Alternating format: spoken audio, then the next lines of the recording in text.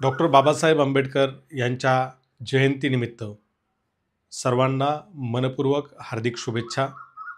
Doctor Babasaheb आंबेडकरांची जयंती अर्थात भीमजयंती जगभरात मोठ्या उत्साहात, आनंदात आणि अतिशय कल्पकतेने आपण सर्वजण साजरी करत आहोत। त्याबद्दल आपल्या सर्वांचं कौतुक। मात्र हे करत असताना ही जयंती डॉक्टर बाबासाहेब आंबेडकरांची असल्यामुळे, एका महामानवाची असल्यामुळे, क्रांतिकारकाची असल्यामुळे काही गोष्टींची आठवण आपल्या सर्वांना करून देणं हे अतिशय गरजेचं मला वाटतं। त्यामुळे आज डॉक्टर बाबासाहेब आंबेडकरांच्या जयंतीच्या निमित्ताने आपण जे काही कार्यक्रम राबवत असाल, जो काही आनंदोत्सव साजरा करत असाल, तो करत असताना डॉक्टर बाबासाहेब आंबेडकर यांचे विचार जनमानसात रुजवण्यासाठी आपण जे काही करतोय ते कितपत उपयुक्त आहे किंवा त्या माध्यमातून बाबासाहेबांचा विचार रुजवण्यामध्ये आपण कितपत यशस्वी होतोय याचा विचार सर्वांनी करावा, ही एक आग्रहाची आणि नम्र विनंती मी या ठिकाणी करू इच्छितो।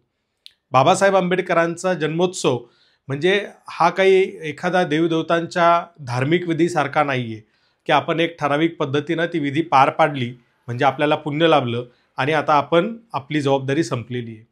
बाबासाहेबांचा जन्मोत्सव साजरा करणं म्हणजे मुळातच सामाजिक जबाबदारीचं भान येणं आहे। डॉक्टर बाबासाहेब आंबेडकरांची जयंती साजरी करणं म्हणजे सामाजिक बदलाची जी काही भूमिका आहे, त्याची जबाबदारी आहे, ती जबाबदारी स्वीकारणं आहे आणि ती पूर्ण करण्यासाठी वर्षभर कार्यरत राहणं आहे। प्रत्येक दिवशी 24 तास तुम्हाला त्याचं भान असणं हे आवश्यक आहे। त्यामुळे बाबासाहेबांचा विचार पोहोचवण्यासाठी आपण सर्वजण वेगवेगळ्या माध्यमातून प्रयत्न कराल आणि केवळ भीमजयंतीच्याच दिवशी नव्हे तर वर्षभर प्रयत्न कराल अशी या ठिकाणी मला अपेक्षा आहे। याची अनेक माध्यमं आपल्याला आता उपलब्ध झालेली आहेत। मी नेहमी माझ्या भाषणामध्ये सांगत असतो की एका तत्ववेत्याने सांगितलं होतं की ज्या पद्धतीनं माणूस हा मर्त्य असतो तसा विचार मर्त्य नसतो, विचार हा अमर्त्य आहे। मात्र डॉक्टर बाबासाहेब आंबेडकरांनी हा विचार खोडून काढला आणि बाबासाहेब असं म्हणाले की ज्या पद्धतीनं माणूस हा मर्त्य असतो, माणूस हा संपुष्टात येतो, मरतो, त्याचा मृत्यू होतो, तसाच विचाराचा सुद्धा मृत्यू होऊ शकतो। हे समजावून सांगताना बाबासाहेब म्हणतात, एखाद्या रोपट्याला जर पाणी घातलं नाही, त्याचं व्यवस्थित पद्धतीनं भरणपोषण केलं नाही, त्याची निगा राखली नाही तर ते रोपटं जसं जळून जातं, तसंच विचारांच्या प्रचार प्रसाराची यंत्रणा जर त्या विचारांना लाभली नाही तर तो विचारसुद्धा संपुष्टात येतो। विचाराची प्रचार प्रसाराची यंत्रणा जर लाभली तर काय होऊ शकतं याचं जगातलं सगळ्यात मोठं आणि तुमच्या माझ्यासाठी महत्त्वाचं असलेलं उदाहरण कुठलं असेल तर तो तथागत भगवान गौतम बुद्धांनी त्यांच्या विचाराच्या प्रचार प्रसारासाठी उभा केलेला भिक्खू संघ हा आहे। ही यंत्रणा एक भिक्खू संघाच्या माध्यमातून उभी राहिली आणि त्या यंत्रणेच्या माध्यमातून बुद्धाचा विचार, शांततेचा, समतेचा विचार हा जगभर प्रसारित झाला आणि रुजला। म्हणून 2500 वर्षानंतर आजही बुद्धाचा विचार तुमच्या माझ्यापर्यंत पोहोचतो आणि युद्ध नको बुद्ध हवा ही भूमिका जगाला स्वीकारावी लागते। त्यामुळे विचारांचा प्रचार प्रसार ही अतिशय महत्त्वाची बाब आहे।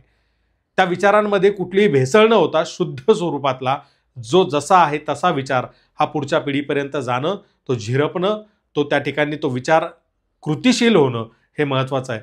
त्यामुळे आपण भीमजयंतीच्या निमित्तानं जे काही कार्यक्रम करताय यातून तो भीमगीतांचा कार्यक्रम असेल, तो व्याख्यानांचा कार्यक्रम असेल किंवा तो इतर कुठल्या चर्चासत्रांच्या माध्यमातून असेल किंवा तो प्रदर्शनांच्या माध्यमातून असेल, तो सांस्कृतिक कार्यक्रमाच्या माध्यमातून असेल, ही जयंती साजरी करताना या सगळ्याचा गाभा, केंद्रबिंदू हा बाबासाहेबांचा विचार असला पाहिजे। तो विचार केवळ बाबासाहेबांना मानणाऱ्या लोकांपर्यंत जाऊन चालणार नाही आहे, बाबासाहेबांना फॉलो करणाऱ्या आंबेडकरी जनतेपर्यंत जाऊन चालणार नाही, तर फक्त एका विशिष्ट जाती समूहापुरता मर्यादित राहून चालणार नाही आहे, तर तो या देशातल्या, या जगातल्या प्रत्येक समूहातल्या व्यक्तीपर्यंत पोहोचणं गरजेचं आहे। आज आफ्रिकेतल्या अनेक देशांमध्ये डॉक्टर बाबासाहेब आंबेडकरांच्या विचाराची प्रेरणा घेऊन त्या ठिकाणी ते समूह संघर्ष करतायत आणि स्वतःचा आत्मसन्मानाची लढाई लढून त्या समूहाचा तो विकास ते साधतायत। जगातला एकही देश असा नसेल जिथं बाबासाहेबांचा विचार पोहोचला नाहीये। मात्र भारतासारख्या देशामध्ये जिथं हा विचार जन्माला आला, ज्या मातीत तो विचार जन्माला आलेला आहे, त्या ठिकाणी मात्र या विचारांच्या प्रचार प्रसाराची जास्तीची गरज या ठिकाणी निर्माण झालेली आहे। कारण बाबासाहेबांच्या विचाराला, समतेच्या विचाराला या ठिकाणी संपुष्टात आणण्यासाठी प्रतिक्रांतीची जी काही यंत्रणा आहे ती अतिशय ताकदीनं कामाला लागलेली आपण पाहू शकतो।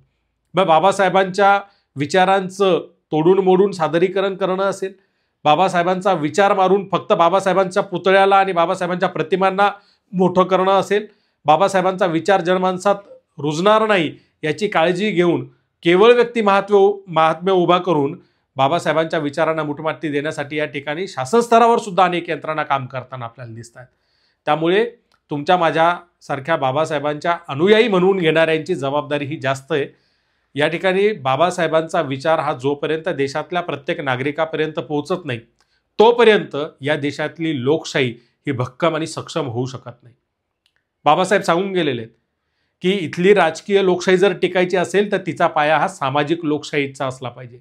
सामाजिक लोकशाही जोपर्यंत इथे निर्माण होत नाही तोपर्यंत राजकीय लोकशाही ही अबद्ध राहू शकत नाही. मग जर राजकीय लोकशाहीतली अबद्ध टिकवायची असेल आपल्याला तर समाजामध्ये सामाजिक लोकशाहीची आपल्याला प्रस्थापना करावी लागणार आहे. मग ती कशी होईल तर इथल्या समाज जीवनामध्ये इथल्या सामाजिक पातळीवरती आपल्याला या विचारांचा प्रचार प्रसार करावा लागेल आणि एक जीवनशैली म्हणून लोकशाही या समाजात रुजवावी लागणार आहे. बाबासाहेबांनी सांगितलंय की लोकशाही ही काही केवळ निवडणुकांची यंत्रणा नाही तर ती जीवनशैली आहे. मग जीवनशैली म्हणून ती आपण स्वीकारली आहे का भारतीय समाज म्हणून तर बिलकुल अजून स्वीकारलेली नाही आहे. देशातल्या ठराविक काही लोकांनी तिला स्वीकारणं म्हणजे लोकशाहीचं सक्षम असणं असत नाही तर देशातल्या बहुसंख्य लोकांनी ते स्वीकारलं पाहिजे तर ती लोकशाही सक्षम आहे असं आपण म्हणू शकतो. आता तर मात्र लोकशाहीच्या गळ्यालाच नख लावण्याची मानसिकता असलेले लोक हे सत्तेत बसलेले आहेत आणि सत्तेचा उपयोग पुन्हा ते लोकशाही संपवण्यासाठी करतायत. अशा वेळेला बाबासाहेबांच्या विचारांचा प्रचार प्रसार हा सर्व जाती धर्मातल्या लोकांमध्ये होणं गरजेचं आहे. जे कुठेतरी धर्मांधतेच्या विचाराला विषमतेच्या विचाराला मनुस्मृतीच्या विचाराला बळी पडलेत त्यांना तर जास्त गरज आहे या बाबासाहेबांच्या विचारांना आपण समजावून सांगण्याची, त्यांच्यापर्यंत हा विचार पोहोचवण्याची, त्यांचं प्रबोधन करण्याची गरज सगळ्यात जास्त आहे. त्यामुळे संवादाचे सेतू उभा करून आपल्याला बाबासाहेबांचा विचार हा सर्व जाती धर्मातल्या लोकांपर्यंत न्यावा लागेल.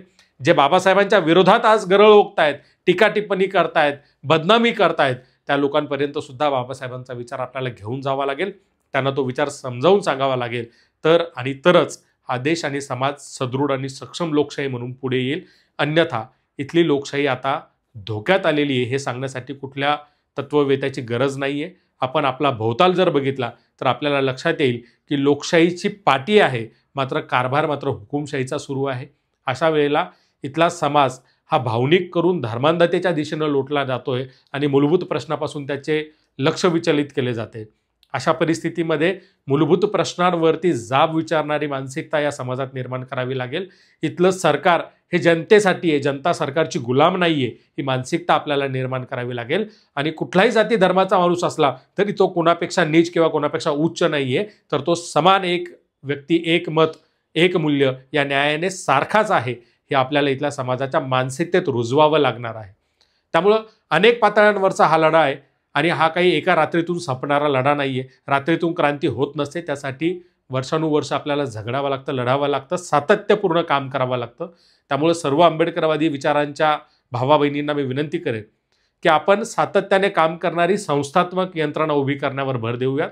ज्या संस्था सातत्याने काम करत राहतील, विचारांचं रोपण करण्याचं काम करत राहतील, लहान मुलं असतील, तरुण वयातील कोवळी मुलं असतील यांच्यावर संस्कार करण्याचं काम करतील, अशा पद्धतीच्या संस्थात्मक यंत्रणा आपण उभारून बाबासाहेबांच्या विचारांची प्रचार प्रसाराची यंत्रणा उभी करूयात आणि समतेचा विचार हा पेरत जाऊयात.